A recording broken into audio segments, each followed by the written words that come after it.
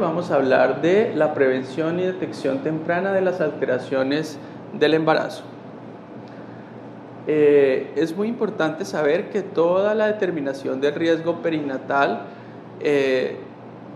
tiene que ver con los niveles de atención. Una vez se determina a qué riesgo, a qué grupo de riesgo pertenece una paciente, asimismo se define un nivel de atención. Por eso es muy importante que en la primera consulta de control prenatal sea determinado cuáles son los factores de riesgo que afectan específicamente cada embarazo y de acuerdo a eso, entonces, definir el nivel de atención de acuerdo a la capacidad de cada una de las instituciones.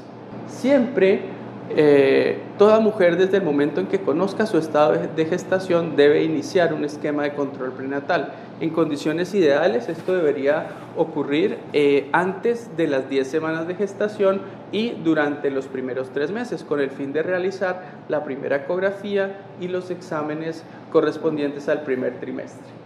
La periodicidad de los controles prenatales depende de los factores de riesgo que afecten cada embarazo. En términos generales podemos decir que un control mensual es adecuado para los embarazos de bajo riesgo y dependiendo de los factores de riesgo tenemos controles más seguidos.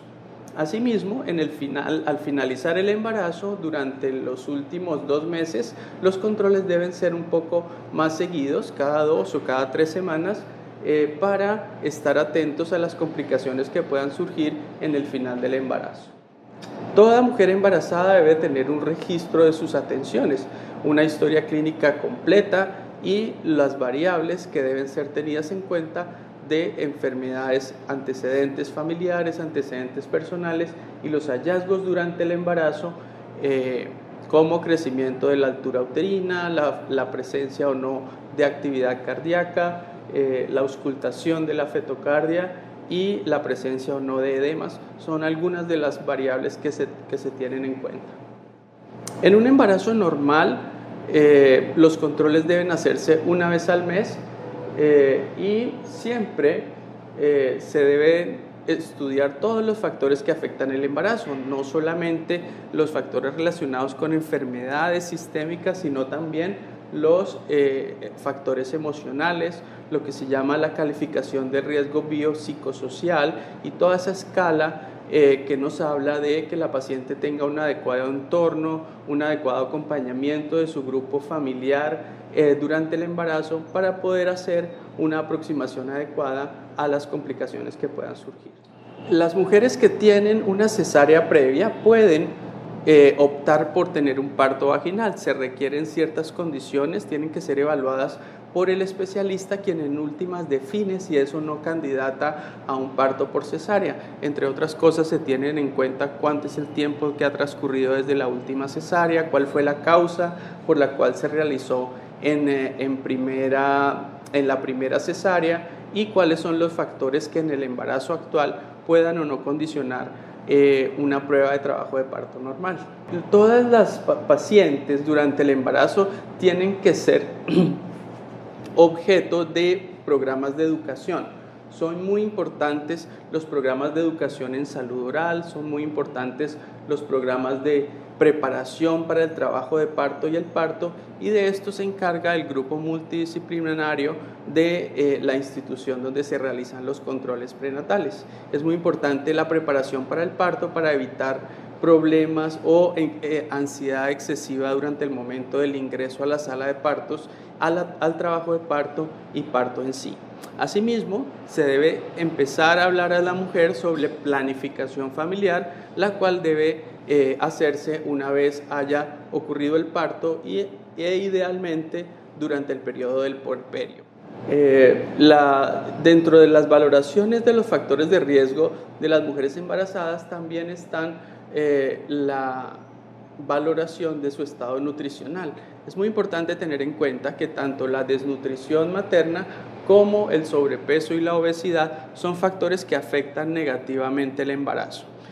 Habiendo dicho esto, podemos decir que las mujeres que tienen bajo peso tienen una mayor probabilidad de tener fetos pequeños con restricción del crecimiento fetal, y las mujeres que tienen sobrepeso o que son obesas tienen un mayor riesgo de tener trastornos del metabolismo de los carbohidratos como diabetes gestacional o tener complicaciones por un feto muy grande como macrosomía o partos difíciles debido a este factor de riesgo de la obesidad. Entonces, esto es muy importante. Siempre se debe hacer una evaluación del peso en cada control prenatal, se debe evaluar cuánto ha subido y determinar de acuerdo a cada paciente cuál debería ser su ganancia de peso durante el embarazo para poder de esta forma acompañar el proceso y hacer la intervención nutricional cuando se requiera. El embarazo no es una etapa en la cual una mujer deba hacer dieta o bajar de peso. Sin embargo, sí es importante que una nutricionista haga una valoración a la paciente y le explique cuáles son sus requerimientos nutricionales y diseñe un plan de alimentación acorde con sus necesidades. Todos los signos que afectan, digamos, el embarazo, como venimos diciendo, no solo tienen que ver con la parte física. Hay que preguntarle a las pacientes cómo está su salud emocional, si tienen acompañamiento de su pareja o del padre del hijo que esperan y cuál es el entorno familiar para poder saber que esta es una maternidad segura y poder dar una adecuada atención durante el embarazo. Siempre es importante saber los antecedentes de las pacientes.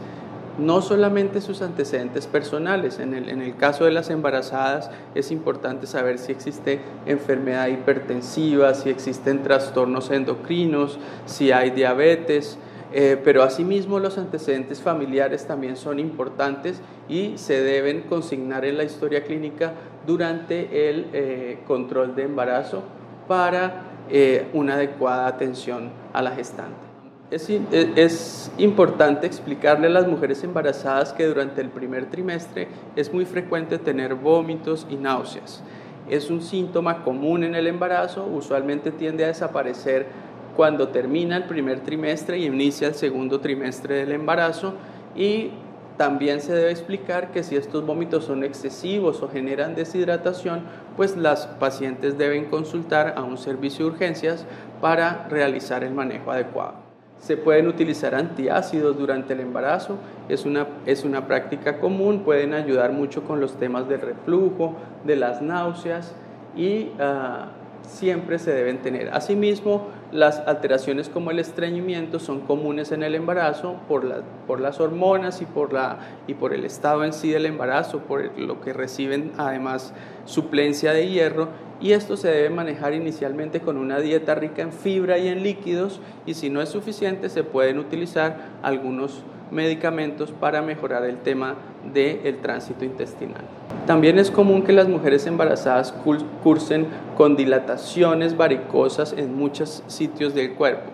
Pueden existir hemorroides, pueden existir varices en los miembros inferiores, incluso varices vulvares. Estas no requieren en general un manejo quirúrgico durante el embarazo, pero hay que explicarles muy bien que el manejo debe ser sintomático, se pueden utilizar las medias de compresión para el caso de las varices y explicarles a las mujeres que una vez finalice el embarazo, esta condición tiende a mejorar. Las mujeres embarazadas, sobre todo en la segunda mitad del embarazo, tienden a tener problemas de espalda musculares. Muchas se van a quejar de dolor lumbar, se van a quejar de dolor lumbar alto, lumbar bajo, incluso pubalgia, y el manejo de esto básicamente es sintomático. En algunos casos severos puede requerir fisioterapia, y los analgésicos principalmente que se puedan utilizar durante el embarazo, el más común es el acetaminofén, pueden ayudar en el control de estos síntomas. Todos los programas de control prenatal tienen un esquema de vacunación definido. No me voy a detener mucho en especificar cuáles son las vacunas, pero de acuerdo al momento en el cual la gestante es captada al control prenatal, debe tener su esquema de vacunación completo para el embarazo con el fin de completar las vacunas que no haya tenido previamente y de realizar una adecuada inmunización durante el embarazo. El crecimiento fetal es muy importante en el embarazo. Una de las cosas de los objetivos del control prenatal es identificar aquellos fetos que tengan un crecimiento excesivo o un crecimiento bajo para su edad gestacional. La forma inicial es mediante la medición de la altura uterina, pero hoy en día que se dispone de la ecografía es una herramienta mucho más útil para saber cuánto está pesando ese feto y de acuerdo a la tabla de percentiles para la edad gestacional saber si es un feto pequeño, si está en un rango normal o si es un feto grande para las semanas de gestación, y siempre que se sospeche una alteración en el patrón de crecimiento fetal se debe remitir a esta paciente al especialista para una valoración posterior. Las ecografías son muy importantes en el embarazo. Existen diferentes ecografías dependiendo del trimestre y sus objetivos son distintos. La primera ecografía busca determinar cuál es con certeza la edad gestacional, es la que hacemos en el primer trimestre. Luego entre las 11 y las 14 semanas, una ecografía que se llama de tamizaje genético, que es muy importante. Alrededor de las 20 a las 26 semanas la ecografía de detalle anatómico, y en el tercer trimestre la ecografía tiene la utilidad de ayudarnos a saber cómo ha sido el crecimiento fetal, cómo está la cantidad de líquido amniótico y en general cómo va, si existen o no condiciones para un parto normal. Cuando estamos llegando a las últimas semanas del embarazo es importante saber también de qué herramientas disponemos. Podríamos decir en términos generales que para conocer el bienestar fetal, de menos a más precisión, tenemos inicialmente el recuento de los movimientos fetales, que simplemente se le preguntan a la madre. También tenemos la monitoría, que es el registro de la actividad cardíaca del feto durante un tiempo determinado. Si buscamos algo un poco de mayor precisión, podemos hablar del perfil biofísico, y la prueba que tiene mayor certeza para determinar el bienestar fetal es el Doppler fetoplacentario, que evalúa la circulación del feto en determinados territorios y nos dice cómo se encuentra. En general, el embarazo no se constituye en una contraindicación para realizar trabajo. Las mujeres embarazadas que trabajan y tienen embarazos de curso normal pueden seguirlo haciendo.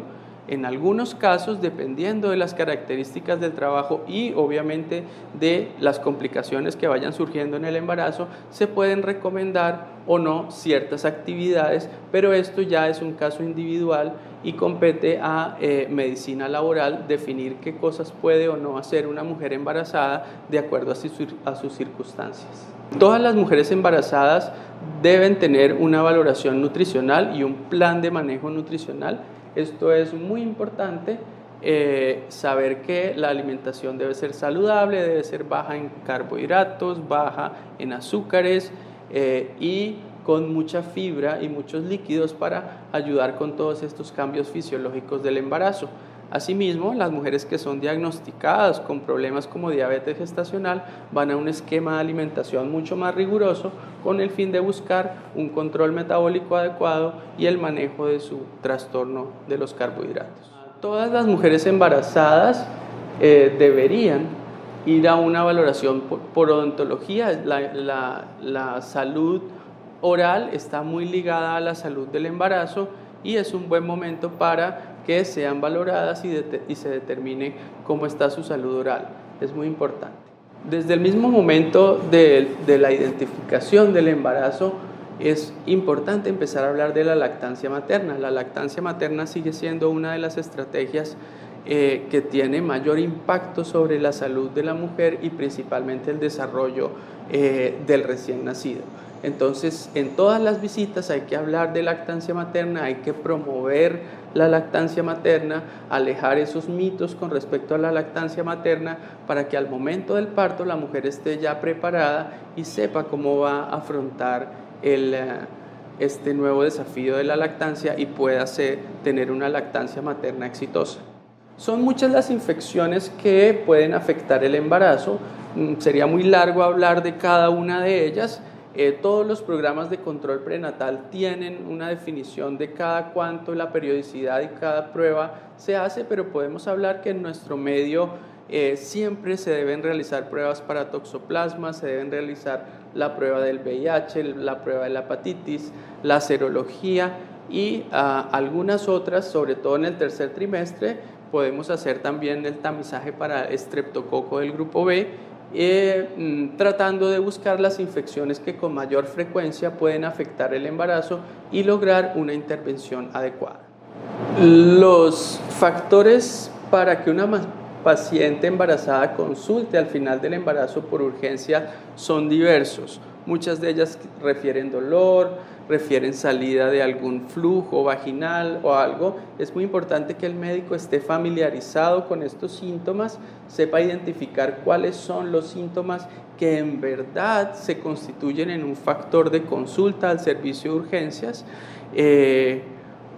Por ejemplo, una salida abundante de líquido por vagina que puede hacernos sospechar una ruptura de las membranas es un motivo para que la paciente consulte. El sangrado moderado o abundante durante el embarazo también debe ser un motivo de consulta, ya que durante el embarazo en condiciones normales no debería haber sangrado. Y la presencia de contracciones muy frecuentes cuando estamos lejos del momento de la finalización del embarazo. Estos son unos de los síntomas que deben hacer que las mujeres consulten al servicio de urgencias.